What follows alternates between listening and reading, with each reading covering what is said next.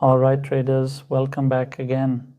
Tonight we are taking a fresh look at XDC coin, and if you missed our previous analysis, make sure to check the link in the description so you don't miss the full market story.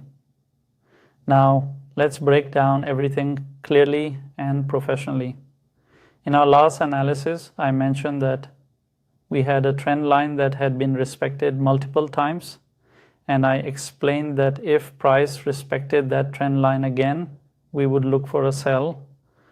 But if price broke it, then we would wait for a clean retest before considering a buy opportunity. Now look at what happened.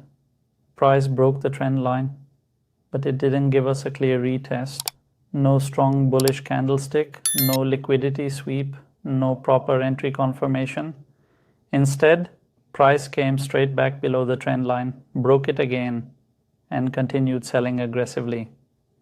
So the market didn't give us any retest-based liquidity entry. And that's the reality of trading. If the setup doesn't form, we don't force anything. Now let's talk about what is happening right now on XDC. When you zoom out, you can clearly see that the overall market structure is still bearish. The price is forming a clean series of lower highs and lower lows, meaning the market is still pushing in a downtrend direction. And if you look closely around this level, we have a very important resistance zone, a level that has been respected multiple times. Every time price returns to this zone, it shows strong rejection and sellers take control. Right now, that resistance level is the key zone we need to watch closely. So here's what I'll be waiting for.